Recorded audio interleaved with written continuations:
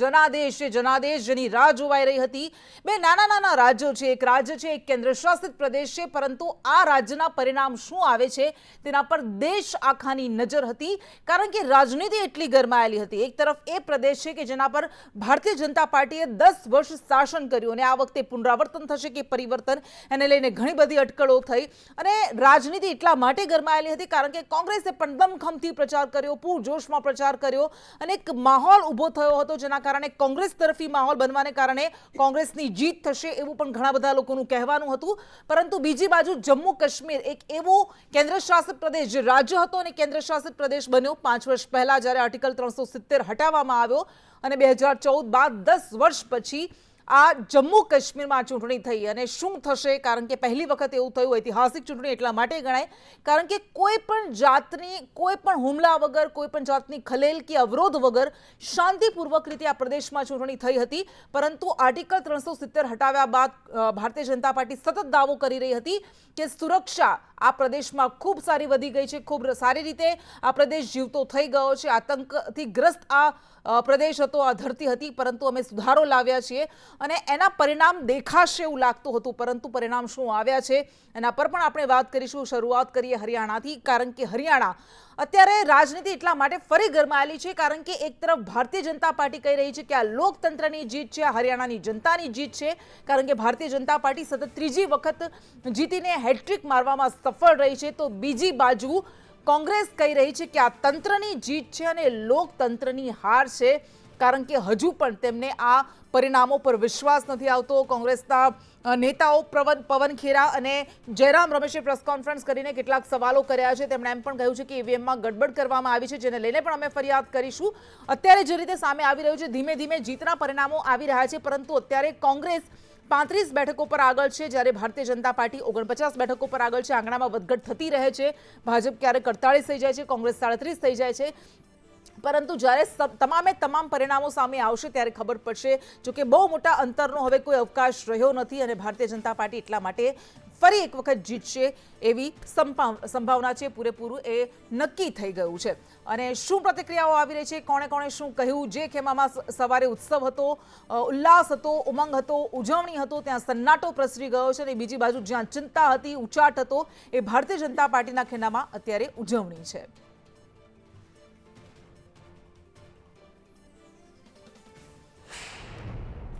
मुझे विश्वास था और मैं लोगों के बीच में जो उनका आशीर्वाद, जो प्यार, गरीब का, किसान का, महिलाओं का आशीर्वाद जो मुझे मिल रहा, युवाओं का आशीर्वाद मिल रहा था, मैं उस हौसले के ऊपर मैं कह रहा था कि भारतीय जनता पार्टी तीसरी बार बड़े मैंडेट के साथ सरकार बना रही है। जयराम रमेश का अपना काम है और वो शुरू से ही अपने काम में लगे हुए हैं।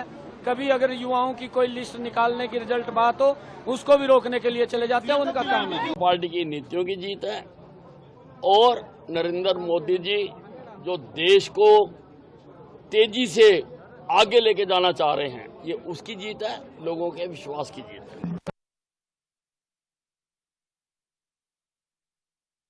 राजनीति में अगर आ गए तो कंटिन्यू इधर ही रखेंगे। लोगों ने प्यार प्रेम दिया है, उनके लिए काम भी करना पड़ेगा फील्ड में रह के। ऐसा तो है नहीं कि हम दोनों चीजें कर सकते हैं। हाँ, मेरे पास खबर है, कई जगह काउंटिंग रुकी हुई है, जैसे रोहतक शहर की रुकी हुई है और कई जगह है जो कंफ्यूजन के लिए डाटा अपडेट नहीं किया। और जैसे मैंने कहा, ये खेल है, बॉल कभी इधर कभी उधर, लेकिन गोल हम मारेंगे। जितना भगवान ने दिया है, खुश रहो और जनता की सेवा करो, देश की सेवा करो। अब चुनाव आने वाले हैं, पहली चीज तो किसी भी चुनाव को हल्के में ले लेना चाहिए। अभी तो पता नहीं नतीजे क्या हैं, लेकिन आज के चुनाव से सबसे बड़ी सबक यही है कि ओवर कॉन्फिडेंस मत करना कभी भी। અને મતગણતરીના ટ્રેન્ડમાં અત્યારે ભારતીય જનતા પાર્ટી આગળ છે। ચર્ચા આપણે કરીશું, પરંતુ સૌથી પહેલા આપણી સાથે કોંગ્રેસના રાષ્ટ્રીય પ્રવક્તા આલોક શર્મા જોડાઈ ગયા છે। સીધા આપણે જઈશું અને એ સવાલોના જવાબ મેળવવાની કોશિશ કરીશું કે આખરે શું થયું। સંવાદદાતા અજય यादव अपनी साथ जोड़ाયેલા છે દિલ્હીથી। आलोक शर्मा, आलोक जी स्वागत है आपका संदेश न्यूज में। हरियाणा 10 साल बाद कांग्रेस को एक उम्मीद थी कि बड़ी जीत हासिल होगी, एग्जिट पोल्स भी कुछ इसी तरह का माहौल दिखा रहे थे और कांग्रेस ने भी दमखम के साथ प्रचार किया था, बट आखिर क्या हुआ कि जो बाजी जीत रहे थे वो पलट गई और हार में बदल गई? क्या लग रहा है आपको? देखिए अभी हम भी एक एक सीट पर आकलन कर रहे हैं और जिस तरह की 3 जिलों से खास तौर पर खबरें आ रही हैं ईवीएम और काउंटिंग का जो मामला है, पानीपत में जैसे एक स्टेशन पर 7 ईवीएम ऐसी आई जिसके अंदर 99% वो चार्ज थी और उसमें 60 से 70% वोट का डिफरेंस बीजेपी को ज़्यादा वोट मिली। तमाम जगह से इस तरह की खबरें आ रही हैं। हमें अभी तक बिल्कुल ये हार जो है इसका कोई कारण नज़र नहीं आ रहा है। मोदी जी का भी कोई रोड शो नहीं हुआ, किसी तरह का चुनाव प्रचार नहीं था, बीजेपी कहीं नज़र नहीं आ रही थी। तमाम जगह इंडिपेंडेंट्स को जिस तरह से वोट मिली है ये भी अपने आप में एक बहुत बड़ा सवालिया निशान है। जिस तरह से एक सोहना सीट है वहाँ पर 66,002 इंडिपेंडेंट्स को वोट चली गई हैं, उसका क्या कारण है क्या नहीं है ये एनालाइज करके हम 1 या 2 दिन में इलेक्शन कमीशन के सामने भी तमाम ये विषय रखेंगे कि किस तरह से ये रिजल्ट आया है। कांग्रेस पार्टी इस तरह के रिजल्ट को स्वीकार नहीं कर पा रही है। ये पूर्णतः लग रहा है कि बड़े लेवल पर मैनिपुलेशन हुआ है। अच्छा, बड़े लेवल पर मैनिपुलेशन हुआ है आप कह रहे हैं। जयराम रमेश ने भी कहा कि तंत्र की जीत हुई है, लोकतंत्र की हार हुई है। लेकिन भारतीय जनता पार्टी की ओर से जो प्रतिक्रिया है सामने आ रही है वो बता रहे हैं कि जम्मू कश्मीर में आप जीते तो सब अच्छा है। मतलब ये ऐसा हो गया कि मीठा मीठा गप गप, कड़वा कड़वा थू थू। यहाँ पे हार मिल रही है तो आपको सभी सारी की सारी कमियां दिखाई दे रही है। देखिए मुझे लगता है कि मान लीजिए अगर 4 राज्यों में चुनाव है और अगर एक में मैनिपुलेशन है और 3 में नहीं है तो ये मान लिया जाए कि चारों में नहीं है। ये तर्क नहीं, ये कुतर्क है। अगर कहीं पर हमें दिक्कत नजर आ रही है तो हम अपने संवैधानिक अधिकारों का उपयोग करते हुए जो उस चीज़ों को हम उठाएंगे। और अगर इलेक्शन कमीशन पूरी तरह से भगवान के ही अवतार हैं तो ये सैकड़ों केस जो न्यायालयों में चल रहे हैं क्यों चल रहे हैं, तो नहीं चलने चाहिए। फिर 6-6 महीने क्या हो गए हैं, अभी तक विधानसभा के आंकड़े लोकसभा वाले चुनाव के नहीं अपडेट किए गए हैं। आप देखिए आज तक तमाम आरटीआई लगी कि कितने ईवीएम खरीदी गई, कहां से खरीदी गई, कहां से नहीं खरीदी गई, उसमें तमाम अलग अलग उत्तर आते हैं। तमाम केसेस सुप्रीम कोर्ट में पेंडिंग है। तो मुझे लगता है कि आज बहुत गंभीर विषय हम उठा रहे हैं। ये भारतीय लोकतंत्र से जुड़ा हुआ है। कांग्रेस पार्टी की सरकार बनी या नहीं बनी वो एक अलग विषय है, लेकिन मीडिया के साथियों को भी सोचना चाहिए कि ये एक लोकतंत्र के ऊपर बहुत बड़ा प्रश्न चिन्ह है। अच्छा, ये जो भी अभी तो बहुत सारे एनालिसिस होगा कि क्या हुआ, लेकिन कहाँ कमी रह गई? क्या आपको लगता है कि जैसे कि पूरे ऐसा बोला जाता है कि you should not have put all eggs in one basket. Bhupendra Hooda को कमान दी गई पूरी जुम्बेश की, चुनावी कैंपेन की, तो आपको क्या लगता है कि ये एक रीजन हो सकता है कि जिसकी वजह से ये खामियाजा भुगतना पड़ा? देखिए बहुत सारे कारण हो सकते हैं, हमारी कमियां भी हो सकती हैं। मैं उस पर कहीं पर ये नहीं कह रहा कि हमारी कमियां नहीं रही होंगी, हमारी कमियां भी हो सकती हैं। लेकिन जिस तरह के रिजल्ट आए हैं, हम तो बीजेपी वालों से भी पूछ रहे हैं कि भाई 2 कारण बता दीजिए कि आपकी सरकार आई। महंगाई में आप पूरा राज्य जो है वो हाईएस्ट है, बेरोजगारी में हाईएस्ट है, 5 गुना राज्य के ऊपर कर्जा बढ़ गया है, अग्निवीर है, जवान परेशान है, किसान परेशान है। उसके बाद भी आप अगर जीत रहे हैं तो उसका क्या कारण हो सकता है? उसका कारण कहीं ना कहीं तंत्र की जो जीत है, वो तंत्र सिस्टम जो है उसमें कहीं ना कहीं सवालिया निशान है। अच्छा, ये किसान, जवान और पहलवान की धरती मानी जाती है हरियाणा, और जाट वोट काफी उसका वर्चस्व रहा है। लेकिन आपको लगता है कि इस बार जाट वर्सेस ऑल इलेक्शन हो गया, नॉन जाट जो वोट था उसका कंसोलिडेशन हो गया, और जो सारे मुद्दे को लेकर कांग्रेस जा रही थी जनता के बीच में वो भुना नहीं पाई वोट में? क्योंकि वोट शेयर तो आपका बढ़ा है, आपका vote share Bharatiya Janata party से भी ज्यादा है, लेकिन सीट्स नहीं बढ़ पाई। देखिए मुझे लगता है कि ये तमाम थ्योरीज फेल हैं। अच्छा, जहाँ पर आप कह रहे हैं कि जाट जीत गए हैं, जाट वर्सेस नॉन जाट हो गया। एक गन्नौर सीट है, वहाँ पर दोनों नॉन जाट हार गए।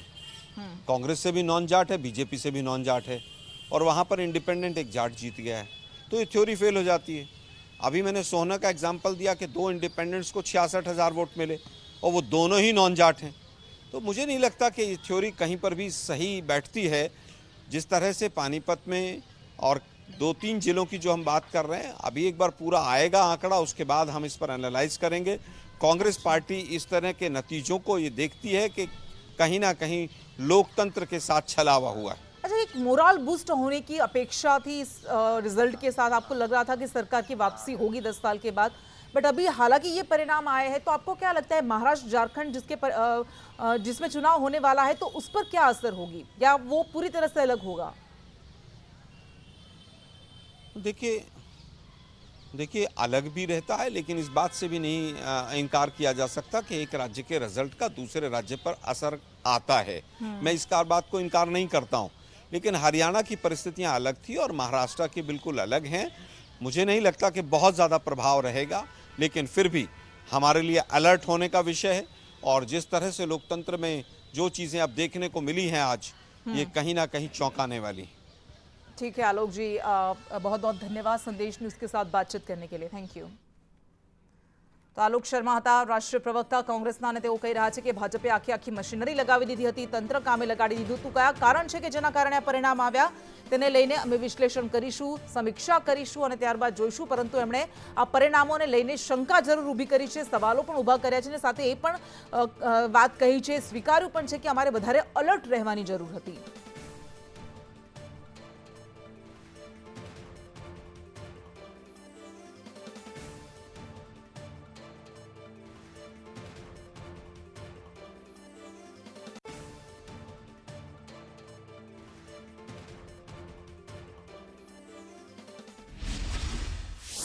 અને આગળ પણ ચર્ચા કરીશું આપણી સાથે ડોક્ટર અનિલ પટેલ જોડાયા છે ભારતીય જનતા પાર્ટીમાંથી, અને કોંગ્રેસમાંથી નિશાંત રાવલ જોડાઈ ગયા છે। બંનેનું સ્વાગત છે।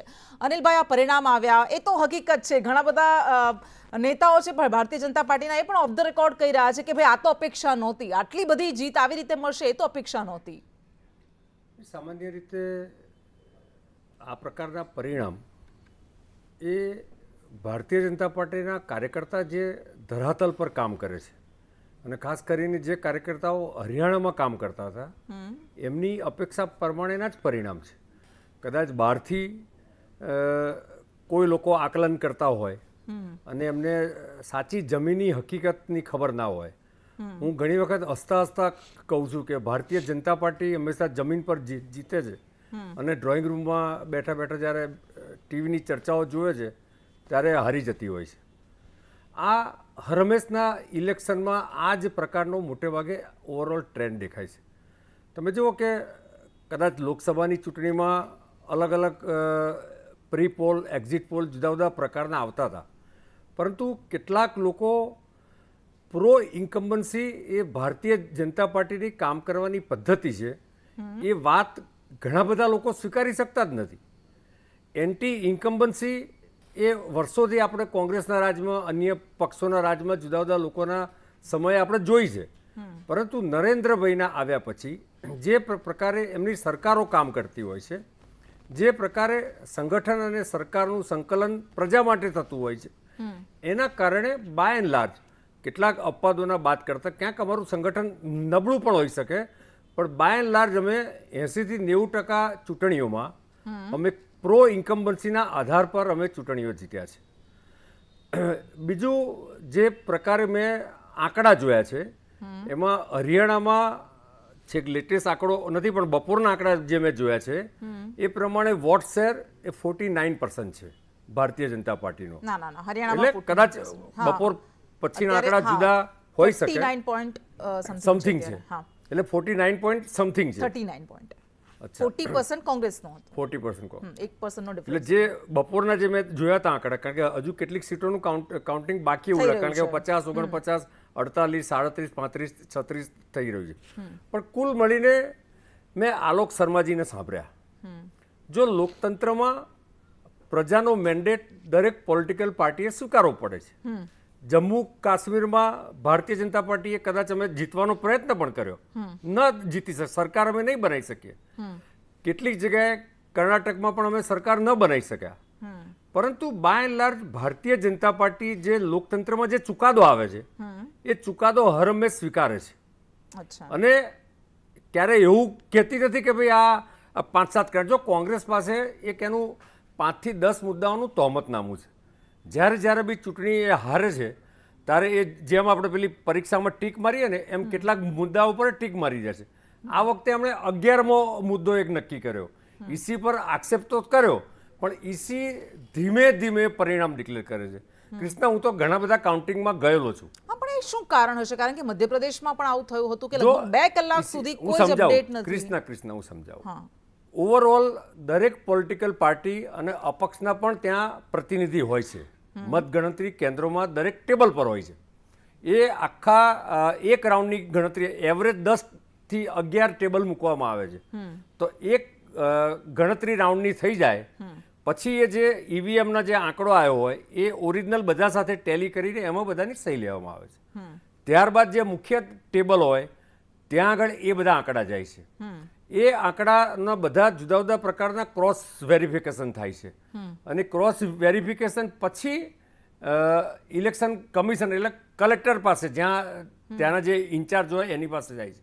એટલે ઓવરઓલ શું થતું હોય કે જે કાઉન્ટિંગ પર બેઠા હોય 10 ટેબલ પર એમાં જેની જીત થતી હોય એ લોકો તરત જ આંકડો બહાર મોકલાઈ દે છે. અનિલભાઈ, આ તો લોકસભાની ચૂંટણી પછી પણ ન માત્ર પક્ષના લોકો પરંતુ અન્ય લોકો કે જેઓ એડીઆર જેવી સંસ્થાઓ એમણે પણ સવાલ ઉઠાવ્યા હતા અને સુપ્રીમ કોર્ટમાં કેસ પણ ઘણા બધા ચાલી રહ્યા છે. ઘણી બધી અરજીઓ થઈ છે કે આખરે આવું શા માટે થઈ રહ્યું છે?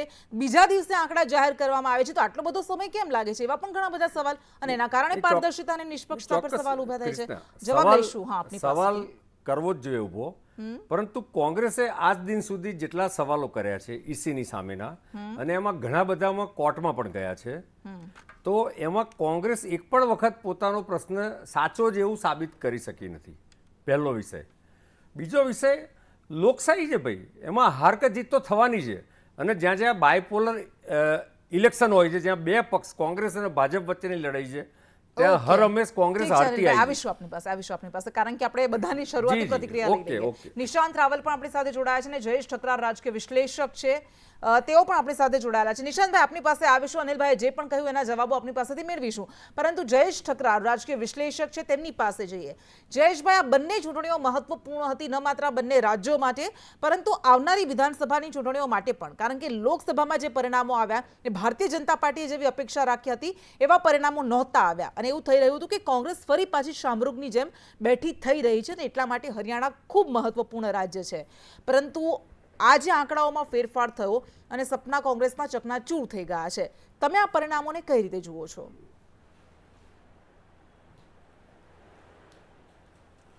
કૃષ્ણ, સૌપ્રથમ તો એ જોવું પડે કે 4 જૂને જ્યારે લોકસભાના પરિણામો આવ્યા અને 240 બેઠક સાથે એનડીએ ત્રીજી વખત સરકાર બનાવતી હોવા છતાં એક એવી હવા ઊભી થઈ કે ભાજપની જાણે દેશમાં હાર થઈ છે. હરિયાણામાં 5 બેઠકો કોંગ્રેસ અને ભાજપને મળી એટલે કોંગ્રેસને ત્યારથી જ જાણે એવું લાગતું હતું કે કોઈ ચૂંટણી લડવાની નથી, ચૂંટણી પહેલા જે જીતી ગઈ છે. અને કદાચ મને એવું લાગે છે કે આ રિવર્સ પોલરાઇઝેશન છે અને સૌથી ખાસ મહત્વની બાબત છે ઓવર કોન્ફિડન્સ. કોંગ્રેસ શરૂઆતથી જ તમે એની સ્ટ્રેટેજી જે રીતે જુઓ કે કુમારી શૈલજા અને હુડ્ડા આ બંને વચ્ચે જે આંતરિક વિખવાદ જે ચગ્યો અને એના કારણે કુમારી શૈલજાના મુદ્દાના કારણે દલિત વોટ્સ જે હતા એ કન્ફ્યુઝ થયા કે એમણે કઈ તરફ જવું. બીજી તરફ તમે જુઓ કે કોંગ્રેસનો ઓવર કોન્ફિડન્સ એટલી હદે હતો કે આમ આદમી પાર્ટી સાથે પણ એમણે ગઠબંધન ના કર્યું અને ઓબીસી અને દલિત વોટ્સ, મને એવું લાગે છે કે કોંગ્રેસ એક જ મુદ્દા ઉપર મુસ્તાક હતી કે જાટ વોટ્સ છે એ સંપૂર્ણપણે એમની તરફે રહેશે. પરંતુ આજે આપણે જાટલેન્ડના જે રિઝલ્ટ છે એ જોઈએ છીએ તો એમાં પણ કોંગ્રેસને માત્ર 70% જેટલા વોટ્સ મળ્યા છે. બીજી તરફ ભાજપે જે માસ્ટર સ્ટ્રોક માર્યો, એમણે જે ચૂંટણી આવવાની હતી એમણે 6 મહિના પહેલા મુખ્યમંત્રીને બદલ્યા, જે રીતે ઉત્તરાખંડમાં બદલવામાં આવ્યા, જે રીતે ગુજરાતમાં બદલવામાં આવ્યા, આ બંને જગ્યાએ એમનો દાવ સફળ રહ્યો.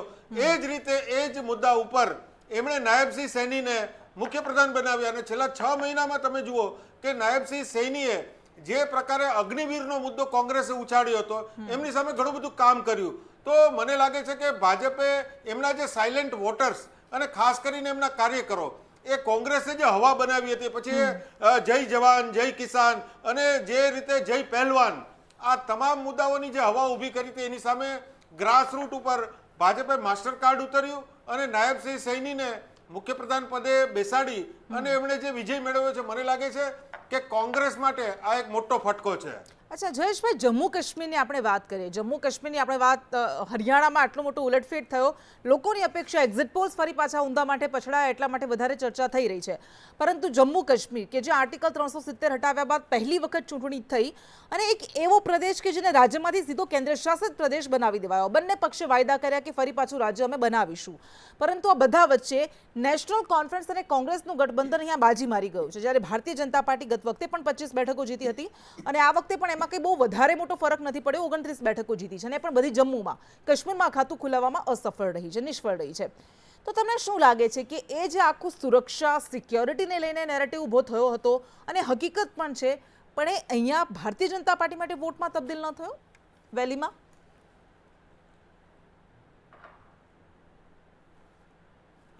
કૃષ્ણા, સૌ પ્રથમ તો એક વાત એ સિદ્ધ થઈ રહી છે કે કાશ્મીર અને જમ્મુ આ બંને અલગ છે. જમ્મુમાં આજે પણ આપણે જોઈએ છીએ કે ભાજપનો દબદબો છે, પણ જે ખીણ પ્રદેશની બેઠકો છે ત્યાં જે જનમત છે એમાં બહુ બદલાવ નથી, આપણે સ્વીકાર કરવું પડે અને એના કારણે જ એવું માની શકાય કે ભાજપના પ્રદેશ પ્રમુખ પણ ત્યાં હારી ગયા છે.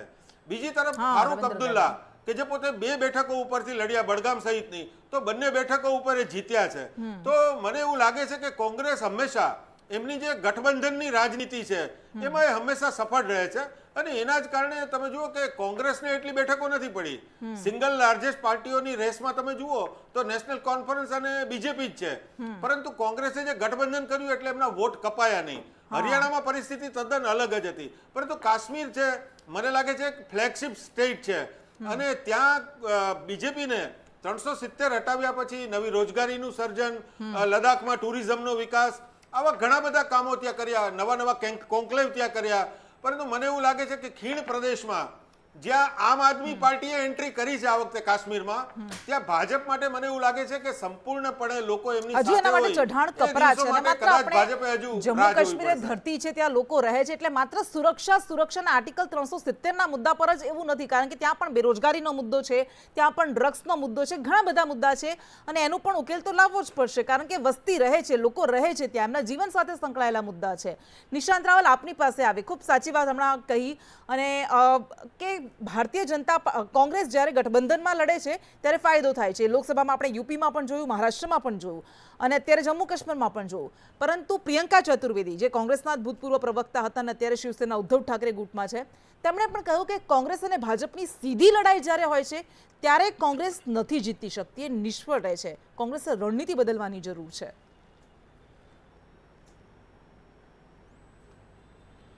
કૃષ્ણા, તમારા સવાલનો જવાબ બિલકુલ આપવા માંગીશ. સૌ પ્રથમ હું એ કહેવા માંગુ છું કે આજના દિવસે દેશના 2 ઇમ્પોર્ટન્ટ રાજ્યોની ચૂંટણી હતી. એક હરિયાણા એક એવું રાજ્ય છે હિન્દી હાર્ટલેન્ડનું એક ઇમ્પોર્ટન્ટ રાજ્ય કહેવાય, અને બીજું કાશ્મીર, જમ્મુ કાશ્મીર, જે આપણા દેશનું મુખ, આપણા દેશની આન બાન શાન કહેવાય. આજે કોંગ્રેસ પાર્ટી માટેની, અલાયન્સ પાર્ટી માટે એક સારા સમાચાર એ છે કે હરિયાણા જેવા રાજ્યમાં ભલે આ રિઝલ્ટ અસ્વીકાર્ય છે અમારી માટે, કદાચ હરિયાણાની જનતા માટે પણ અસ્વીકાર્ય છે, જે રાજકીય તજજ્ઞો છે એમની માટે અસ્વીકાર્ય છે, પરંતુ કોંગ્રેસનો વોટ શેર વધ્યો છે. 2019માં અમારો 20% હતો, આ વખત અમે 40% પર પહોંચ્યા છે. કોંગ્રેસની સીટો વધી છે, સાથે સાથે ટોટલ કેલ્ક્યુલેશન 180 સીટ 2 રાજ્યોનું તમે કરશો તો કોંગ્રેસ અને અમારા અલાયન્સ પાર્ટનરની ટોટલ 86 સીટ્સ, 86 સીટ ઉપર અમને વિજય પ્રાપ્ત થયો છે અને સામે ભારતીય જનતા પાર્ટીની 74. હવે તમે વાત કરી પ્રિયંકાજીની, તો શિવસેનાની માટે હું એ અમારા અલાયન્સ પાર્ટનર છે, પરંતુ ખૂબ જ સ્પષ્ટ જવાબ આપવા માંગુ છું. કર્ણાટકમાં અમારી 1-1 ફાઇટ હતી ભારતીય જનતા પાર્ટીની સામે, રાજસ્થાનમાં અમારી 1-1 ફાઇટ હતી, તેલંગામાં અમે જીત્યા, અમારી 1-1 ફાઇટ હતી 2 પાર્ટીઓની સામે, ઇનફેક્ટ ભારતીય જનતા પાર્ટી અને BRSની સામે. એટલે એવું એ લોજિક કોઈ કામનું નથી કે કોંગ્રેસ ખાલી ગઠબંધન હોય છે તો જ જીતે છે. ઇનફેક્ટ ગઠબંધનનો મતલબ એ થાય છે કે તમે આ વિસ્તારમાં મજબૂત છો, અમે આ વિસ્તારમાં મજબૂત છે, અમે તમારા વોટ નહીં તોડીએ, તમે અમારા વોટ ના તોડતા, આનો મતલબ હોય છે ગઠબંધન. પરંતુ સાથે સાથે તમે એ જો કે જમ્મુ કાશ્મીરનું રિઝલ્ટ એટલા માટે ખાસ કરીને ઇમ્પોર્ટન્સ રાખે છે કારણ કે કૃષ્ણા, એન્જિનિયર રાશિદ જે 5 વર્ષથી સેન્ટ્રલ જેલમાં હતો, લોકસભામાં સાંસદ બને છે, જેલમાંથી ચૂંટાઈને આવે છે. એવું તો શું થયું કે જમ્મુ કાશ્મીરની વિધાનસભા 5 વર્ષ પછી ડિક્લેર થાય અને એના પહેલા એન્જિનિયર રાશિદને બેલ મળી જાય અને એન્જિનિયર રાશિદ ભારતીય જનતા પાર્ટીની સાથે સાઠગાંઠમાં વેલી વિસ્તાર જે ખરો આપણો જે બોર્ડર વિસ્તાર કહેવાય કાશ્મીરનો, ત્યાં અપક્ષના ઉમેદવારો ઊભા રાખે છે. એટલે આપણા દેશમાં લોકશાહી છે. આપણા ઠીક છે, ત્યાં તો તમે દેશમાં જીતી ગયા, જ્યારે નિશાંત. ચૂંટણી લડવામાં આવતી હોય છે કૃષ્ણા, ત્યારે રાજકીય ટેક્ટિક્સનો ઉપયોગ દરેક પાર્ટી કરતી હોય છે. ઠીક છે. હા, રાશિદ, એન્જિનિયર રાશિદને લઈને ઘણા બધા સવાલો ઉઠ્યા હતા લોકસભામાં, જે પણ રીતે તેમણે ઉમર ભારતીય અબ્દુલ્લાને જનતા હરાવ્યા પાર્ટી હતા રાજકીય tactics નો અને ઉપયોગ ત્યારે કરે પણ એવી અટકળો અને એવા નેરેટિવ અને એવી ચર્ચાઓ થઈ હતી કે એ ભારતીય જનતા પાર્ટીનું જે એક મોહરું છે, એ કારણ કે હરિયાણા એક એવું રાજ્ય જ્યાં બે મોટા પક્ષોની સાથે સાથે ઘણા બધા નાના પક્ષોએ પણ ઝંપલાવ્યું હતું. જો કે મોટાભાગના નાના પક્ષોની હાલત એક સરખી થઈ છે. કોઈકને ટિકિટ જ, કોઈકને એક પણ સીટ નથી મળી તો કોઈક એકાદ બે સીટ પૂરતું સમેટાઈ ગયું છે. દુષ્યંત ચૌટાલાની જનનાયક જનતા પાર્ટી, જે ગત વખતે ભારતીય જનતા પાર્ટી સાથે ગઠબંધન કરીને સત્તા પર આવી હતી, એનો આ વખતે સફાયો થઈ ગયો છે. એક પણ બેઠક નથી જીતી શકી અને દુષ્યંત ચૌટાલા પોતે જ પોતાની બેઠક પર 5મા નંબર પર ચાલી રહ્યા હતા. અને આમ આદમી પાર્ટી, પંજાબ અને દિલ્હી, આ બે એવા રાજ્યો છે કે જ્યાં આમ આદમી પાર્ટીની સરકાર છે અને બંને પાડોશી રાજ્યોને અડતો આ પ્રદેશ છે હરિયાણા, અને એટલા માટે એવું લાગ્યું કે અહીંયા પણ જીતી શકાશે. પરંતુ શું થયું એના પર આપણે ચર્ચા કરીશું. આપણી સાથે ગુજરાત આમ આદમી પાર્ટીના પ્રદેશ અધ્યક્ષ ઈસુદાન ગઢવી જોડાયેલા છે. ઈસુદાનભાઈ, સ્વાગત છે આપનું સંદેશમાં. આમ આદમી પાર્ટીએ ઝંપલાવ્યું, અરવિંદ કેજરીવાલે પ્રચાર પણ કર્યો, આમ આદમી પાર્ટીએ પણ તેમાં જોમ પુરાવ્યું, પરંતુ 1.69% આસપાસ તમને વોટ તો મળ્યા, એક પણ સીટ ન મળી, ખાતું પણ ન ખુલ્યું. આવો ફિયાસ્કો થઈ ગયો, શું કારણ?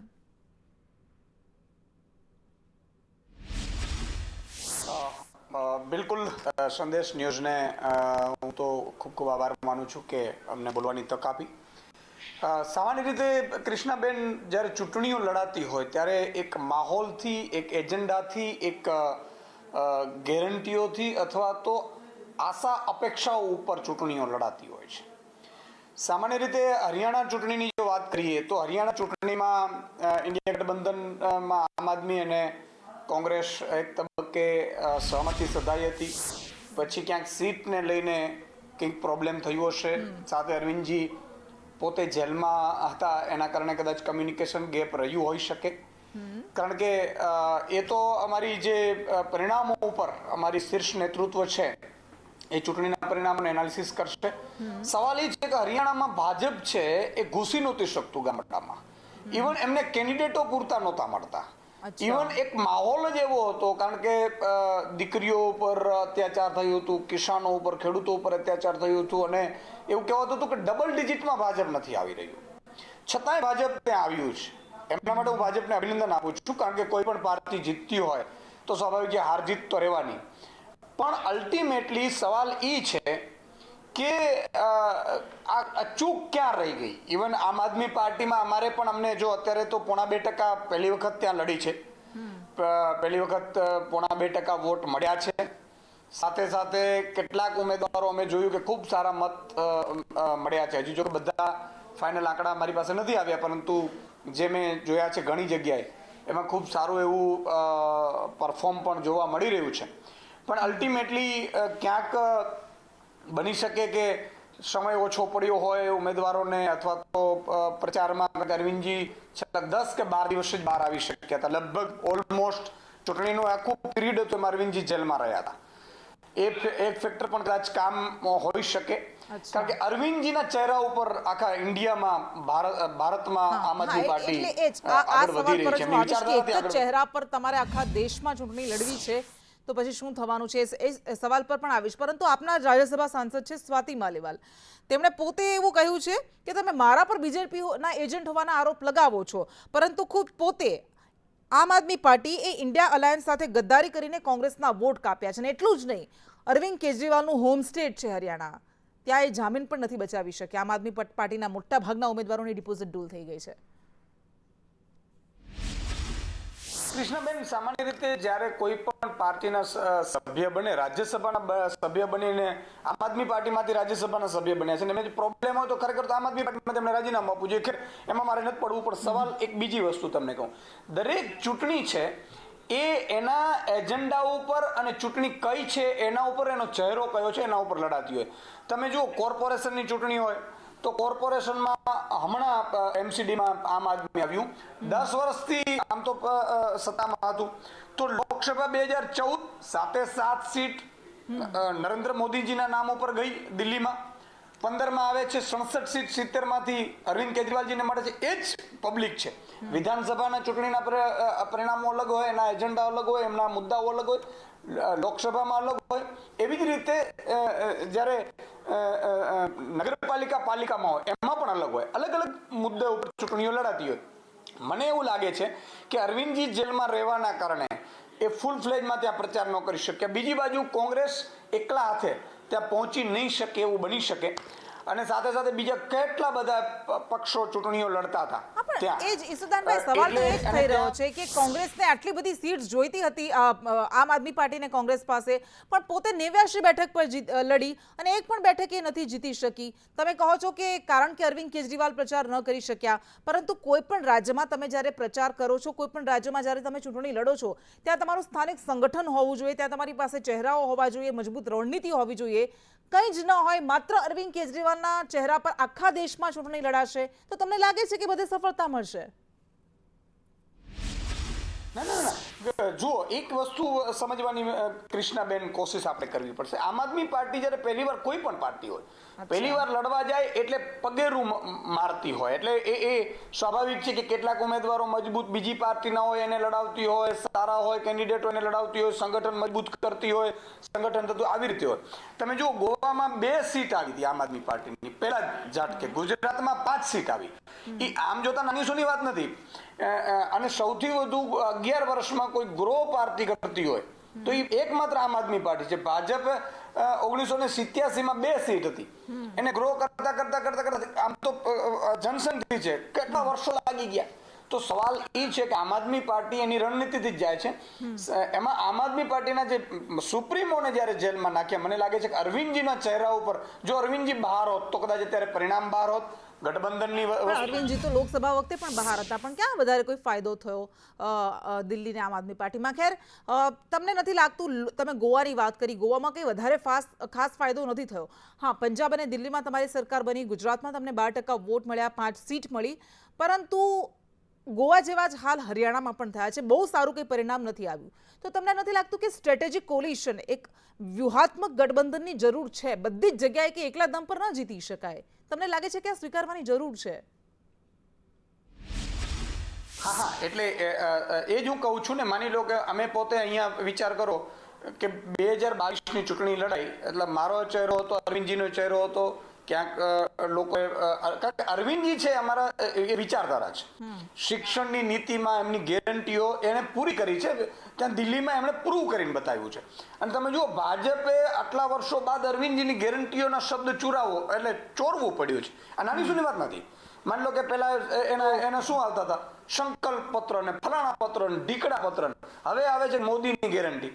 ગેરંટી તો કોણ પૂરી કરી શકે? અરવિંદ કેજરીવાલ. એટલે અરવિંદજીના ચહેરા ઉપર સ્વાભાવિક છે કે આખા દેશમાં આમ આદમી પાર્ટી પહોંચી રહી છે. અરવિંદજી ગ્રાઉન્ડથી ઉભા થયેલા વ્યક્તિ છે ને, લોકોની રાજનીતિ, કામની રાજનીતિ કરવા માટે આવ્યા છે. એમના મોઢા ઉપર ક્યારે તમે એવું નહીં સાંભળો કે આ ધર્મનો માણસ આવીને આમ કરી નાખશે, આ જાતિનો આવી કરશે, આ ફલાણો આમ કરી નાખશે. આમ એમના એમ જ હશે કે મેં કામ કર્યું હોય તો મને મત આપજો, નહીં તો ભાજપ કોંગ્રેસને આપજો. આ કહેનાર હિન્દુસ્તાનના પહેલા મુખ્યમંત્રી છે. બિલકુલ, આપ કહી રહ્યા છો કે હા, કંઈક અલગ વિચારધારા અને અલગ વ્યક્તિત્વ છે અરવિંદ કેજરીવાલનું. ખેર, હવે આગળ તમે કયા રાજ્યમાં કેવી રીતે ચૂંટણી લડશો એ જોવાનું રહેશે, પરંતુ ચર્ચામાં આગળ વધીએ. જયેશ ઠકરાર કે જેઓ રાજકીય વિશ્લેષક છે, એમની પાસે જઈએ. જયેશભાઈ, દિલ્હીની આપણે હમણાં વાત કરી, દિલ્હીમાં શું સ્થિતિ થઈ આપણે છેલ્લા ઘણા સમયથી જોઈ રહ્યા છીએ, કારણ કે વારંવાર એલજી અને દિલ્હીના મુખ્યમંત્રી વચ્ચે ટકરાર થતો રહે છે. એ કહે છે કે એલજી અમને કામ કરવા દેતા નથી, અમે મુખ્યમંત્રી છીએ, ચૂંટાયેલા પ્રતિનિધિ છીએ, તેમ છતાં અમારું નથી ચાલતું, એલજીનું ચાલે છે, ને એવી રીતે કેન્દ્ર સરકાર હસ્તક્ષેપ કરે છે દિલ્હીના ગવર્નન્સમાં. તમને લાગે છે કે જમ્મુ કાશ્મીરમાં ઓમર અબ્દુલ્લા મુખ્યમંત્રી બની પણ જાય છે, પણ ત્યાં તો કેન્દ્ર શાસિત પ્રદેશ છે, ત્યાં પણ એલજીનું રહેવાનું છે, તો તમને લાગે છે કે પછી દિલ્હી જેવી હાલત જમ્મુ કાશ્મીરમાં પણ થઈ જશે તો વિકાસ અવરોધ હશે?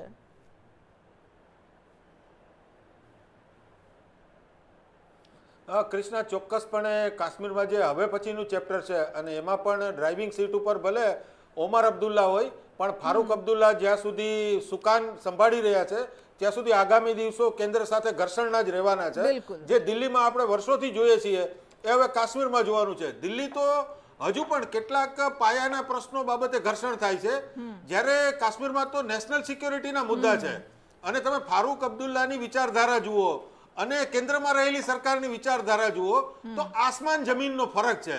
એટલે મને લાગે છે કે આ બંનેની વચ્ચે કેવી રીતે બેલેન્સ કરવું, અને એક જે ભારતનું સ્વર્ગ છે ત્યાંના લોકોને ખાસ કરીને પાયાની સમસ્યાઓ જે છે, બેરોજગારી અને ખાસ કરીને પ્રવાસન, આ બધા મુદ્દાઓ ઉપર કેવી રીતે ફોકસ રહે, અને જે કેન્દ્રની અત્યાર સુધીની નીતિ છે કે કાશ્મીરને એવું સ્ટેટ બનાવવું કે જ્યાંના લોકો મેઇન સ્ટ્રીમમાં આવી જાય, તો મને લાગે છે કે આખો એ માર્ગ જે છે એ ખૂબ જ પડકારરૂપ રહેવા. ચર્ચામાં આગળ વધી, આપણી પાસે સમય ઓછો બચ્યો છે. અનિલભાઈ, આપની પાસે આવીશું. નિશાંતભાઈ પાસે ઘણા સમયથી નથી ગયા, આપની પાસે જઈએ. નિશાંતભાઈ, આ બંને રાજ્યોના પરિણામ, મહારાષ્ટ્ર હવે એકમાત્ર એવું રાજ્ય બચ્યું છે કે જ્યાં કોંગ્રેસ માટે અસ્તિત્વનો સવાલ છે એમ કહીએ તો પણ ખોટું નથી, કારણ કે લોકસભામાં જો ભારતીય જનતા પાર્ટીને અને એનડીએને કોઈ મોટો ઝટકો આપ્યો હોય તે ઉત્તર પ્રદેશ અને મહારાષ્ટ્ર હતા. તો હવે તમને શું લાગે છે કે આમાંથી રણનીતિમાં જે ભૂલ રહી ગઈ હોય, ખામીઓ રહી ગઈ હોય, એ સમજીને ત્યાં શું સુધારા કરવાની જરૂર છે કે જેના કારણે એ ફરી પાછી જીતેલી બાજી હારી ન જવાય?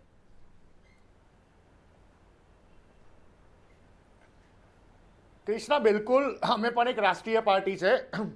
જે પણ કંઈ ખામી થઈ હશે પાર્ટીથી એનું વિશ્લેષણ ડિટેલમાં કરવામાં આવશે, પરંતુ જે પ્રમાણે હું તમને ખૂબ જ સ્પષ્ટ કહેવા માંગુ છું કે હરિયાણામાં, હું હરિયાણા સાથે ધંધાકીય રીતે ખૂબ જ ક્લોઝલી કનેક્ટેડ છું. ત્યાં જે રીતે કિસાનોની 10 વર્ષમાં હાલત થઈ, ત્યાં જે રીતે યુવાનોની અગ્નિવીરની યોજનાના કારણે હાલત થઈ, ત્યાં જે રીતે આપણા જે રેસલર્સ છે એમની હાલત આપણે જોઈ, આખા દેશે જોઈ, અને ખાસ કરીને યુવાનો જે કામ ધંધો રોજગાર ના હોવાના કારણે નશાના માર્ગે ચાલી ગયા, કારણ કે હરિયાણા એ આપણી ઇન્ડિયન આર્મીમાં ખૂબ જ મોટો ભાગ ભજવે છે. હરિયાણાના યુવાનો સૌથી મોટો ભાગ ભજવે છે, પણ અગ્નિવીરની યોજનાના કારણે એમને ખૂબ જ મોટો ધક્કો પહોંચ્યો. એટલે સમસ્યાઓ તો એવી ને એવી જ છે, અને આશા વ્યક્ત કરીએ કે ભારતીય જનતા પાર્ટીની આ ત્રીજી ટર્મની સરકાર આ કિસાન, જવાન અને પહેલવાનની જે સમસ્યાઓ છે જે આપણા દેશ માટે ખૂબ જ ઇમ્પોર્ટન્ટ કેરેક્ટર છે દૂર કરે. રહ્યો સવાલ મહારાષ્ટ્રનો, કૃષ્ણા, તો હરિયાણાના મુદ્દા અલગ છે, મહારાષ્ટ્રના મુદ્દા અલગ છે. મહારાષ્ટ્રમાં જે રીતે અમારી સાથીદાર પાર્ટી ઉદ્ધવ બાલાસાહેબ ઠાકરેની પાર્ટીને જે રીતે શિવસેનાને તોડી નાખવામાં આવી, શરદ પવાર સાહેબની પાર્ટી એનસીપીને તોડી નાખવામાં આવી, એટલે લોકોમાં એક સિમ્પથીનો પણ વાવર છે, ને જે રીતે શિવાજી મહારાજની મૂર્તિનું ખંડન થયું એ પણ બહુ મોટો રોષ છે. સાથે સાથે મરાઠા આંદોલન એક ફેક્ટર, એટલે મહારાષ્ટ્રના જીઓગ્રાફિકલ રાજકીય ભાવનાત્મક મુદ્દાઓની પણ એક લિમિટ હોય છે, એનું પણ એક સેચ્યુરેશન પોઈન્ટ હોય છે, તો એના પર જીતી જવાય, સત્તામાં આવી જવાય, એના તો નથી લાગતું મોટી વાત છે બહુ. ના કૃષ્ણ, ના કૃષ્ણા, મોટી વાત એ છે કે જે રીતે આ બંને અલાયન્સને, બંને મહારાષ્ટ્રની બે મોટી પાર્ટીઓના બે ભાગલા કરી દેવામાં આવ્યા, એ ત્યાંની જનતાએ ડે 1 થી સ્વીકાર નથી કર્યો. અને એના પછીનું આ પહેલું ઇલેક્શન, જો તમે જો કે મુંબઈ મ્યુનિસિપલ કોર્પોરેશનની ચૂંટણી કેટલાય સમયથી ડ્યુ છે, પણ હજી પણ સરકાર એનું આયોજન નથી કરી રહી કોઈ પણ પ્રકારનું, કારણ કે મહારાષ્ટ્રમાં કોંગ્રેસ સિંગલ લાર્જેસ્ટ પાર્ટી તરીકે ઉભરીને આવી. લોકસભામાં અમે 13 સીટો લાવ્યા, ભારતીય જનતા પાર્ટી 9 સીટો પર આવી. કોઈએ બિલીવ પણ નહીં કર્યું હોય કે કોંગ્રેસ પાર્ટી લોકસભામાં મહારાષ્ટ્રમાંથી 13 સીટો લાવશે. આખા ભારત દેશમાં સૌથી હાઈએસ્ટ સીટો અમારી મહારાષ્ટ્રમાં આવી. એટલે ઘણા બધા ફેક્ટર્સ મહારાષ્ટ્રમાં કામ કરી રહ્યા છે. અમારી હરિયાણાની ભૂલો સુધારીને મજબૂત મહાવિકાસ આઘાડી જે અમારું અલાયન્સ છે, સામે ભારતીય જનતા પાર્ટીનું અલાયન્સ છે, એની સામે મજબૂતાઈથી લડીશું અને સરકાર વહેલામાં વહેલી ચૂંટણી લાવે એ અમે આશા વ્યક્ત કરીએ છીએ. બિલકુલ. અને ઓવર કોન્ફિડન્સ ક્યારેક ભારે પડી જાય છે. તમને નથી લાગતું કે અનિલભાઈ કે હા જીત મળી ઠીક છે, પણ ઓવર કોન્ફિડન્સમાં તો નહીં જ આવી શકાય, કારણ કે મહારાષ્ટ્રનું ચિત્ર ઘણું અલગ છે. હરિયાણાના રિઝલ્ટમાં મારી અત્યાર સુધીની વાતમાં ક્યાંય તમને ઓવર કોન્ફિડન્સ નહીં દેખાયો હોય. અચ્છા કૃષ્ણા, જો સામાન્ય રીતે કોંગ્રેસની પદ્ધતિ એ ભ્રમ, દલિત ઓબીસીમાં ભ્રમ ફેલાવો અને મુસ્લિમ સમાજને ભય ફેલાવો કે ભાજપ આવશે તો આવું થશે. તો ભ્રમ અને ભયની જે રાજનીતિ કોંગ્રેસ કરી રહી છે, જે રીતે એણે હરિયાણામાં કિસાન, જવાન અને પહેલવાનના મુદ્દાઓને વિકૃત રીતે રજૂ કર્યા, જો આટલી બમ્પર જીત હરિયાણામાં ભાજપને મળી છે તો હરિયાણાનો કિસાન પણ બાય એન્ડ લાર્જ ભાજપ સાથે છે, હરિયાણાનો જવાન પણ ભાજપ સાથે છે, હરિયાણાના પહેલવાનો પણ ભાજપ સાથે છે, અને ત્યાં ધરાતલ પર કામ થયા છે. 70 દિવસની અંદર નાયબસિંહ સૈનીએ 126 નવી યોજનાઓ મૂકી, જે હજુ કોંગ્રેસને ખબર નથી. આ રણનીતિક રીતે ત્યાં 40 ધારાસભ્યો હતા કૃષ્ણા, એમાંથી 25 ધારાસભ્યો બદલવામાં આવ્યા છે. ત્યાં નવા લોકોને ચાન્સ આપવામાં આવે છે. જે નિષ્ફળતાની કારણ જે માનવામાં આવી રહ્યું છે એ પણ છે કે બધા જ મોટા ભાગના ચહેરાઓને રિપીટ કરવામાં આવ્યા. ભારતીય જનતા પાર્ટી એ વિકાસની રાજનીતિ અને સૌને સાથે લઈને ઠીક છે. વધવાની રાજનીતિ ઉપર કામ કરતી હોય છે. ઓકે.